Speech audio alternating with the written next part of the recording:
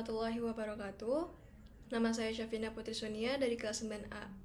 Ini merupakan video pidato persuasif tugas Bahasa Indonesia kelas 9. Assalamualaikum warahmatullahi wabarakatuh. Alhamdulillahirabbil alamin. Wassalatu wassalamu ala asrafil anbiya'i wal mursalin wa ala alihi wa sahbihi ajmain. Amma ba'du.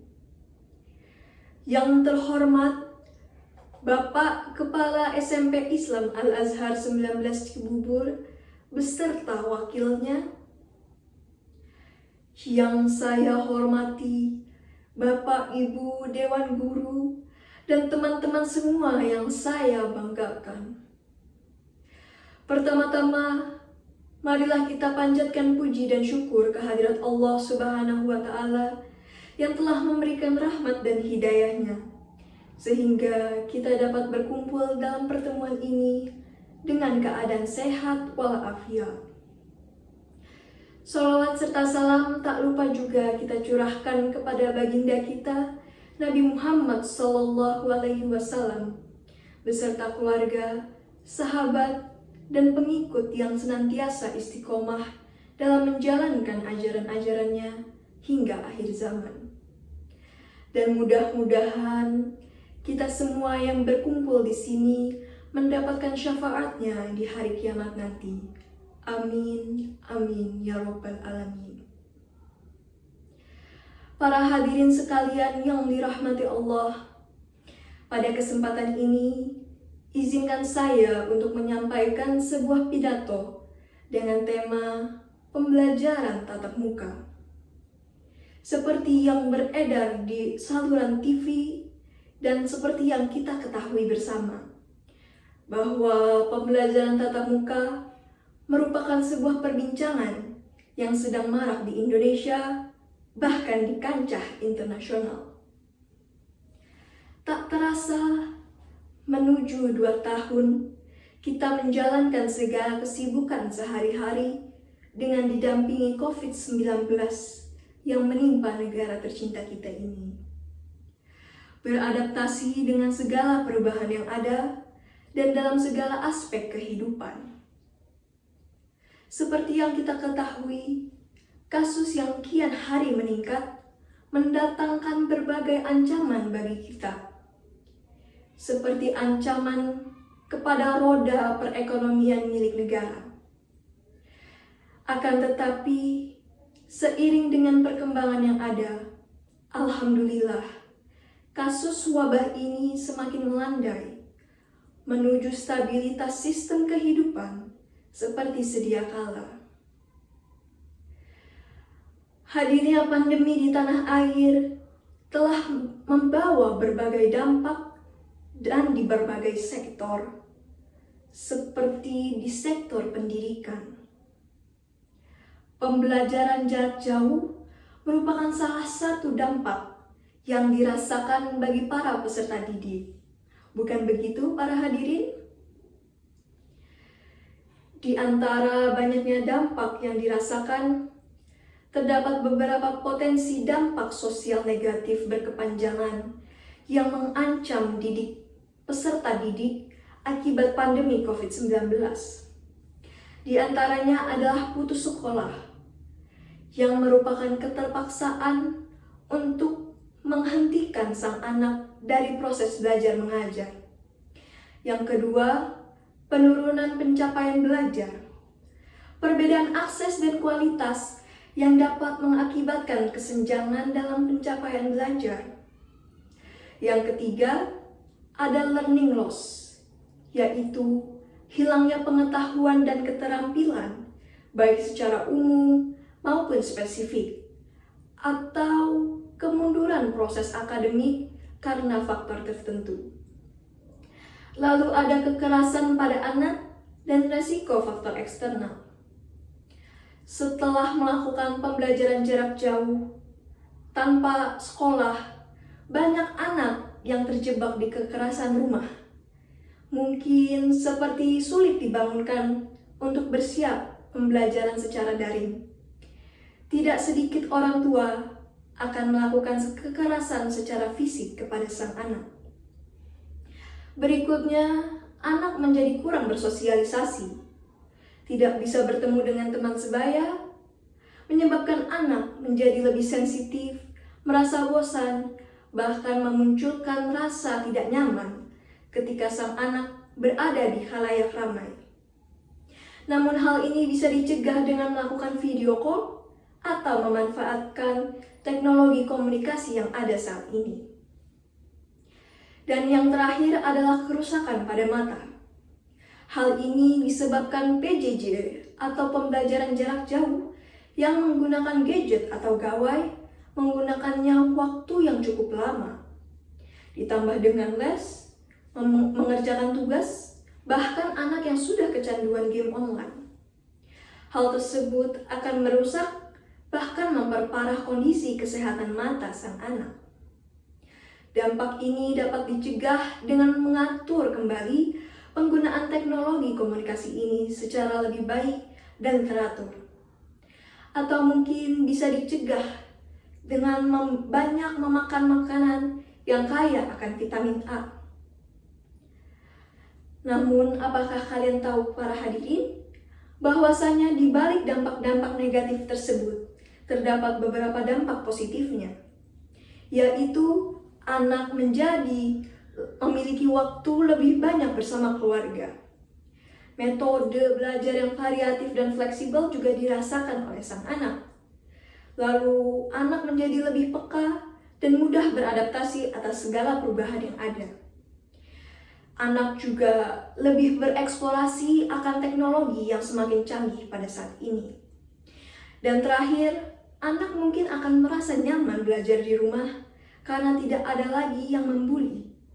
Yang sebagaimana kita ketahui bersama para hadirin, bahwa kasus membuli, hal tersebut sekarang lebih membaik. Namun masih sering ditemukan kasus seperti ini melalui pembulian di sosial media, atau yang bisa dikenal sebagai cyberbullying. Hal ini juga mempertegas kepada orang tua bahwa pentingnya pengawasan lebih terhadap anak ketika menggunakan sosial media atau teknologi lainnya. Dan seperti yang sudah disampaikan para hadirin, bahwa seiring dengan berjalannya waktu, perkembangan kasus COVID-19 di Indonesia kian membaik, menuju Indonesia pulih. Beberapa sekolah di berbagai wilayah pun sudah mulai melakukan proses belajar mengajar dengan tatap muka, meskipun masih secara terbatas. Menurut saya pribadi, saya setuju akan hal tersebut. Karena kita harus sudah mulai membiasakan diri melakukan kegiatan-kegiatan seperti normal sebelum adanya COVID-19.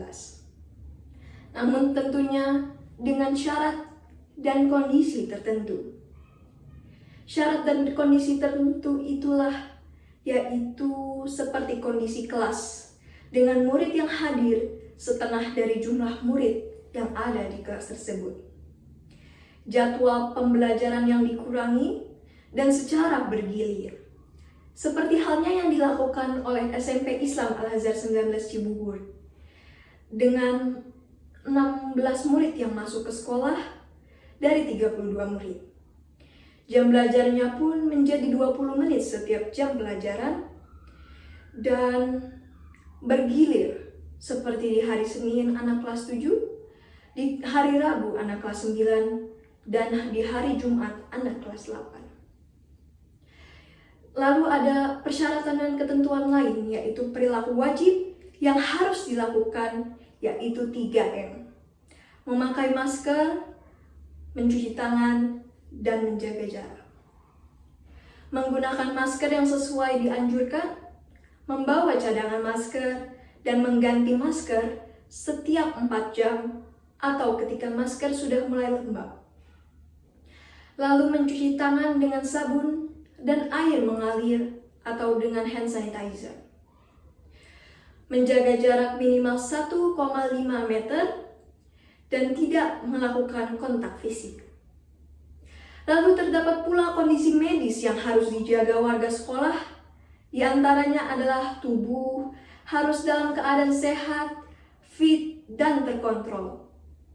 Tidak memiliki gejala COVID-19, baik bagi diri sendiri maupun orang yang serumah.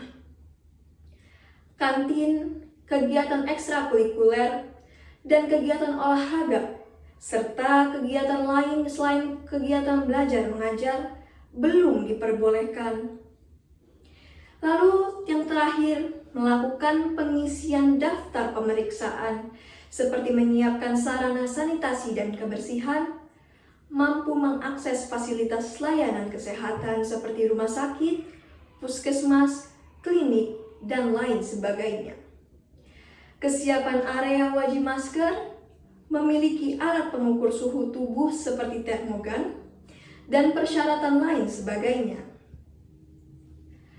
Kegiatan PTMT atau kegiatan pembelajaran tatap muka secara terbatas, hal ini tidak hanya dilakukan oleh peserta didik tingkat SMP, SMA, atau perguruan tinggi saja. Namun, para peserta didik di bangku sekolah dasar, TK, bahkan PAUD sudah melaksanakannya. Dalam hal ini, saya tetap setuju, karena dari suatu analisis menunjukkan bahwa anak-anak memiliki respons kekebalan tubuh yang lebih kuat terhadap virus daripada orang dewasa. Namun hingga saat ini belum jelas alasan mengapa anak-anak memiliki sistem kekebalan tubuh yang mampu melawan gejala COVID-19 daripada orang dewasa. Namun, berdasarkan analisis saya, orang dewasa cenderung memiliki kegiatan yang berat dan menguras tenaga, dan berakibat membuat orang tersebut menjadi stres, di mana stres adalah suatu kebiasaan yang dapat menurunkan daya tahan tubuh dan tujuan diadakannya vaksinasi COVID-19 bagi orang dewasa adalah untuk meningkatkan respon kekebalan tubuh bagi orang tersebut. Bapak, Ibu guru, dan teman-teman sekalian, sejatinya kondisi kita belum aman selagi virus COVID-19 ini masih ada. Maka dari itu, ayo kita bersama-sama lawan virus corona ini dengan cara menaati protokol kesehatan dan melakukan 3M. Memakai masker, mencuci tangan, dan menjaga jarak. Semua itu dimulai dari diri sendiri, dan kita akan menuainya bersama-sama. Kita harus terus bersemangat melawan virus corona ini, dan tidak lupa kita juga harus bersemangat dalam menuntut ilmu bagi para peserta didik. Bukan begitu, para hadirin? Sebagaimana dikatakan bahwa menuntut ilmu itu wajib bagi setiap laki-laki muslim dan perempuan. Seperti yang disampaikan dalam suatu hadis, Thalabul ilmi fardhatun ala kulli muslimin wal muslimat. Mari kita tetap semangat dan tetap sehat di masa pandemi. Perbanyak doa kepada Tuhan Yang Maha Esa. Semoga pandemi ini dapat segera berlalu dan kita dapat beraktivitas seperti sedia kala. Demikianlah pidato saya kali ini. Mohon maaf apabila ada kata-kata yang kurang berkenan di hati para hadirin. Terima kasih atas kesempatannya. Akhir kalam, wabillahi taufiq wal hidayah. Wassalamualaikum warahmatullahi wabarakatuh.